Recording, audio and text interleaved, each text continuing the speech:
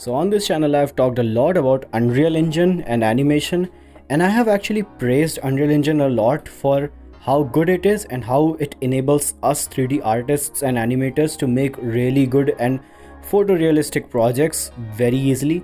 And not only that, Unreal Engine also has the ability to make specifically very stylized type of animations as well.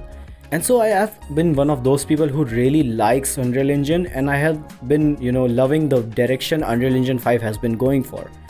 With that said, very recently I've also came across a lot of videos saying Unreal Engine is killing video games, or Unreal Engine is ruining video games, or something like photorealistic graphics are ruining video games. And a lot of those videos are kind of bullshit, I'm not gonna lie. Most of those videos are of people who are ranting about Unreal Engine 5 and how bad it is, and they're just blaming the engine for the lack of development skill. But at the same time, a few of those people actually have a few points that are justified, and I wanted to talk about a few of those things. So one of the things that I've noticed about Unreal Engine 5, and I think this is something that Epic Games doesn't directly admit, but the thing is, from Unreal Engine 4 to Unreal Engine 5, we have actually seen a shift in how Unreal Engine in itself operates. So with the release of Unreal Engine 5, from Unreal Engine 4, not only Unreal Engine became more optimized and powerful for game development, but there was one change that they did not directly convey, and that was that Unreal Engine 5 was also released with the intention of making the engine more usable for photorealism. And this photorealism doesn't only go as far as making games look more photorealistic, but Unreal Engine 5 I think was released with the intention of making Unreal Engine an important part of animation and visual effects industry pipeline.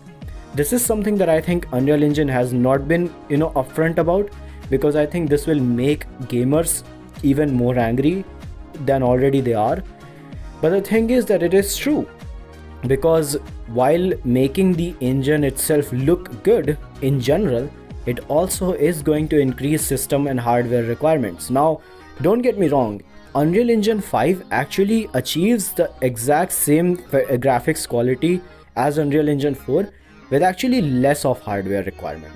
But the thing is that Unreal Engine 5, while it initially requires lesser hardware, it also has options to make the scenery or the animation or the game look even better, but with also a significant hit to the performance. And I think that is where the problem with video game development comes in. We have seen in recent times games like Stalker 2 or even some of the other games. These games have been remade completely on Unreal Engine, and they used to have their own engines, but now they are shifted to Unreal Engine, and I think there are two reasons for it. Firstly is that achieving photoreal graphics is extremely easy on Unreal Engine. Now, you obviously have to have the knowledge of Unreal Engine properly in order to be able to develop something good at it, but at the same time, Unreal Engine actually removes the whole barrier of learning everything and anything about a specific engine in order to just make a basic game. Unreal Engine actually makes the process of making video games easy, and that makes video game development more accessible. But at the same time, when something is more accessible, it also falls in the hands of those people who are not as skilled, who will make something maybe not as great, and then you will have people complaining about Unreal Engine not being good. The problem with Unreal Engine isn't Unreal Engine itself, it's actually the part that development teams are not as skilled, or either they are not paying attention towards optimization themselves because they are relying too much on maybe Nanite or Lumen. And this is the problem with Unreal Engine 5. Unreal Engine 5 was released with the intention that it can also be the part of the filmmaking pipeline. We actually saw this happening in the recent Mandalorian video. And in the Star Wars and the whole Mandalorian thing, we actually saw Unreal Engine being used very well. And this is very powerful because yes, this makes us animators really capable. We can make really good projects of animation. Even if we want to make stylized animations, we can do that with Unreal Engine. And this is where I think the problem comes in. A lot of game developers don't realize that they are pushing their games graphics a little too far ahead. Now, I don't know about you guys, but I've actually played Metro Exodus. And for those of you who have not played Metro Exodus, this is how the game looks like.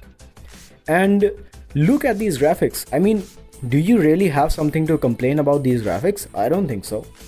And as long as the game is conveying its story well with good enough graphics, even if you have appreciation for high graphics, I don't think we needed anything more than Metro Exodus.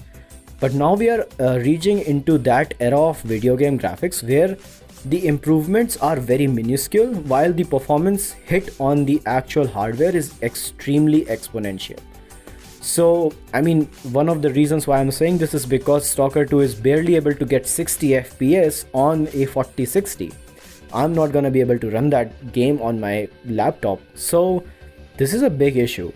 And I think people are blaming the engine for the lack of development skill. And this is why, while I do understand the gamers' sentiment that Unreal Engine might be ruining video games, I also have to kind of go against them and say that you are blaming the engine for the lack of development. Like, here's the thing. Split Fiction is another game that is made on Unreal Engine, and oh boy is that game optimized. The game is extremely smooth. Like, I'm playing Split Fiction on 1440p on my 3060 laptop and it's just fine. There is no issue with that. And so I don't think the problem is Unreal Engine, and I don't think that the problem is Unreal Engine shifting towards photorealism. I think the problem is the mindset that developers have now, that the games need to be photoreal in order to appeal to the people. I mean, we see this with Halo. Halo is shifting their whole game to Unreal Engine. And I'm gonna be honest, I don't think Halo is gonna be saved just by shifting to Unreal Engine. I don't think that's the problem. And so we actually see that the developers are approaching game development in modern world with the wrong mindset. I think that developers are too much focused on photorealism, which is something that has been going on since the release of Metro Exodus. And while I love Metro Exodus, every other game that has been super high graphics of photoreal after that doesn't always appeal to the actual mass audience. Like, a lot of games which look really real aren't really good at first either. Like, take example of Cyberpunk. Like, Cyberpunk is popular now, don't get me wrong, but at its release it wasn't a good game. And the part of the reason was because it really had some performance hit on your hardware. Like, running Cyberpunk required you to have good PC. Obviously Cyberpunk is way more optimized now, but that wasn't always the case, right? And same is the case with Black Myth Wukong. While I love the game and I really love the fact that Unreal Engine has enabled a smallish studio to make a game like Black Myth, I also know that Black Myth Wukong is extremely high in requirements. Like Eastern countries, where people usually have very mediocre computer hardware, most of the people are not gonna be having a really good experience with Black Myth Wukong, and I think that's a really big issue. So yeah, this is my verdict on how Unreal Engine might not be very honest with gamers, because I think that they are hiding the fact that they are actually moving towards filmmaking and visual effects using Unreal Engine, which is good for us animators, but it's not gonna be as good for game development, because inevitably the software is gonna increase in hardware requirements sooner or later, and that is what we are seeing right now. And if I'm being honest, Unreal Engine 5 does have that very generic look of Unreal Engine games. Like, most smallish developers don't actually focus on making their games stylized. They just make their games, look like Unreal Engine games, and that's not really something that is unique. So with that said, I would like to end this video. I think Vex really puts this whole Unreal Engine scenario in a very short statement well. But I'm not 100% sure. I think at the end of the day though, even if UE5 is taking over all the games that are being made, all the studios are switching to it. At the end of the day, and I think it's more than ever being shown, that we get to pick what games succeed. And so yeah, with that, I would like to conclude my video. So here's the thing, that Unreal Engine is a good tool, but at the same time, the tool is being made and optimized in the recent years for things that we did not expect it would be. And while it is good for some, it might not be good for others. And so with that, I would like to conclude my video. Like, I know that Unreal Engine is a really good animation tool and filmmaking tool. I also think that Unreal Engine doesn't upfront tell this to everyone, because I think the hatred towards Unreal Engine will also increase even more. But I think that they should be just honest about it. And I also think that most gamers who are hating on Unreal Engine should realize that Unreal Engine at the end of the day is a tool. there are some really great games made on it, and so you don't have to blame the tool. Blame the developer for not actually making a good game. With that said, I hope you have a good one.